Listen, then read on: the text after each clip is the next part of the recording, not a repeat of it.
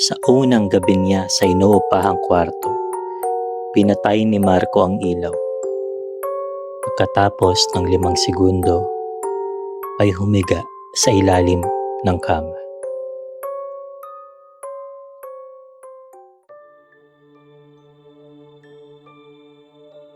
Mura lang ang renta ng lumang apartment sa dulo ng eskinita.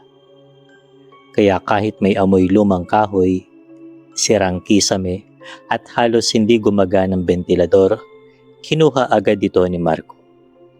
Room number 8. Basta may isang patakaran lang, sabi ng matandang landlady habang inaabot ang susi. Anong patakaran? Huwag mong papatayin ng ilaw sa gabi. Napangiti si Marco. Ganun lang? Hindi ngumiti ang matanda. Hindi biro yun. Pero sanay na si Marco sa mga lumang apartment at mga baliw na may-ari. Noong gabing iyon, 12:00 na nang mahiga siya. Nakabukas pa rin ang ilaw. Maliwanag, nakakasilaw. Kalokohan, pulong niya. At pinatay niya ang switch. Agad lumubog ang kwarto sa dilim. 1, 2, 3, 4. Sa 5 segundo, may narinig siyang mahinang paglangit-ngit ng kahoy. Parang may dahan-dahang tumayo sa sulok ng kwarto. Pinuksan agad niya ang ilaw. Wala. Pero bukas na ang pinto ng cabinet.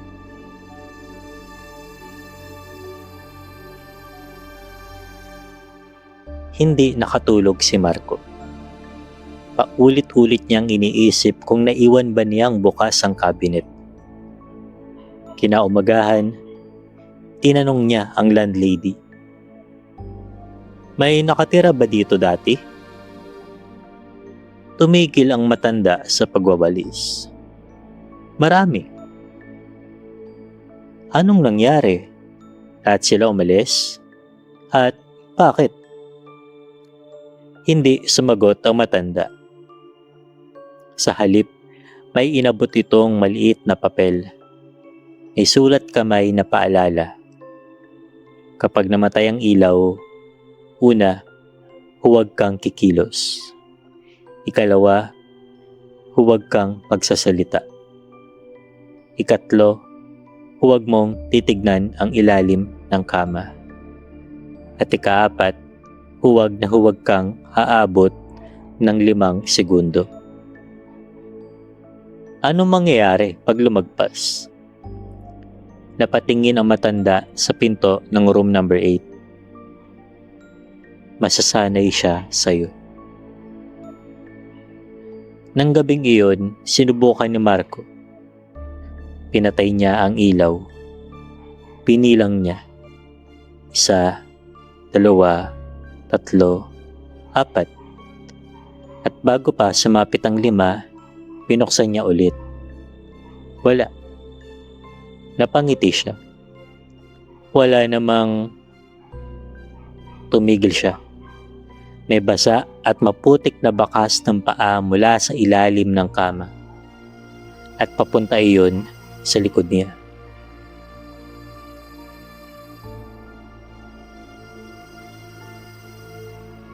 Mula noon, hindi na komportable si Marco sa kwarto. Sa tuwing papatay niya ang ilaw kahit sandali, may nagbabago. Minsan, nasa ibang pwesto ang upuan. Minsan, bukas ang bintana kahit nakakandado. Minsan, may naririnig siyang mahina at mabagal na paghinga sa likod ng tenga niya. Pero wala siyang makita. Hanggang sa 3 gabi, napundi ang ilaw. Bigla, tumunog ang bentilador at huminto. Nawalan ng kuryente ang buong apartment. At unang beses niyang naranasan ang totoong dilim ng room number 8. Hello? Sigaw niya. Walang sumagot. Pagkatapos, may narinig siyang mahinang katok. Mula sa ilalim ng kama. Parang may kumakatok mula sa ilalim. Dahan-dahan siyang umatras.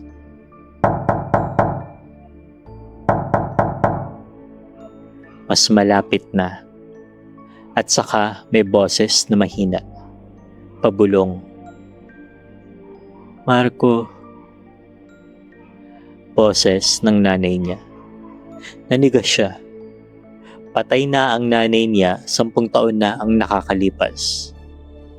Anak, tulungan mo ko. Galing sa ilalim ng kama. Tumulo ang luha ni Marco at dahan-dahan niyang nilapitan ang kama.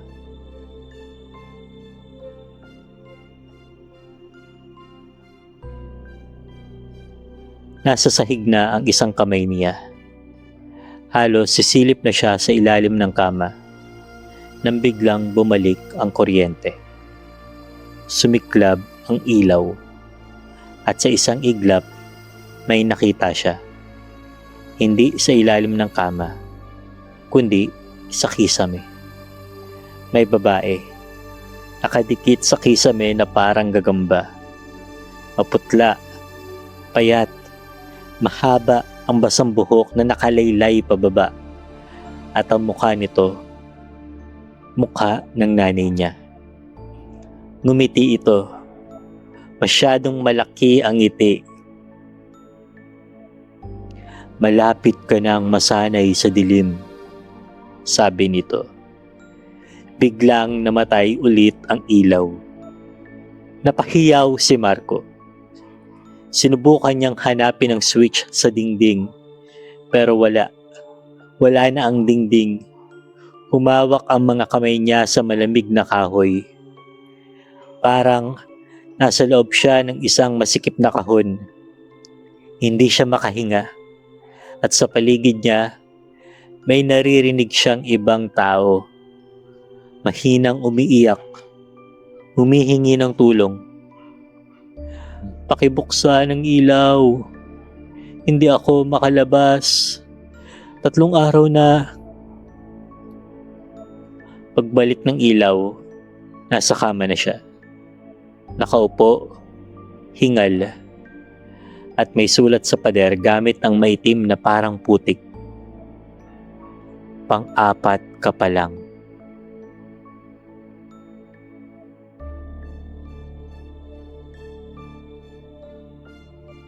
Hindi na umalis si Marco sa apartment. Hindi dahil ayaw niya, kundi dahil tuwing lalabas siya ng room number 8, bumabalik siya roon. Sa hagdan, sa banyo, kahit sa labas ng gate. Pagkurap niya, nasa room number 8 na naman siya.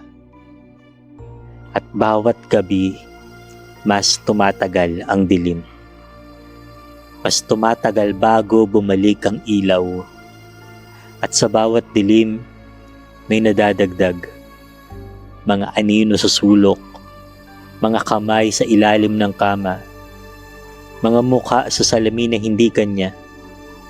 Sa ika-6 na gabi, nakita niya ang 4 na tao. Nakatayo sila sa paanan ng kama.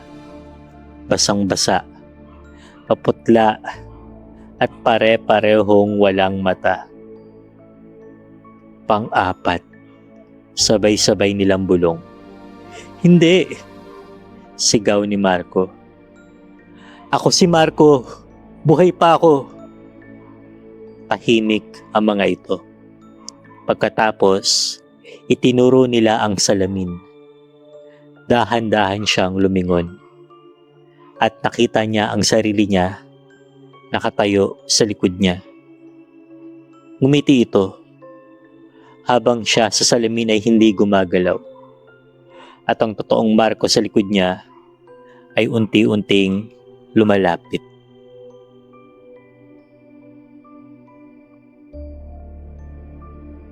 Natagpuan ng pulis ang apartment makalipas ang 2 linggo. Bukas ang pinto ng room number 8. Walang tao. Pero lahat ng ilaw sa kwarto ay nakabukas. 3 bombilya, 1 emergency light, 2 flashlight, 1 kandila. Parang desperadong ayaw hayaang dumilim ang kwarto. Walang bakas ni Marco, maliban sa isang bagay. Sa ilalim ng kama may nakitang cellphone. May isang video. Kinunan iyon ni Marco. Nanginginig ang camera. Madilim. At sa video, umiiyak siya habang nakatutok sa switch. Kapag namatay ito, bulong niya, kapag namatay ang ilaw, hindi na ako ang... Biglang namatay ang ilaw sa video. Tumagal ng 7 segundo ang dilim. Pagkatapos, bumukas ulit. Pero, iba na ang muka ni Marco. Nakangiti na siya. At dahan-dahan siyang lumapit sa camera. Pwede mo nang patayin ang ilaw, bulong niya. Pagkatapos ng video, kusang namatay ang ilaw sa room number 8. Sa dilim, may narinig ang mga pulis. Mula sa ilalim ng kama.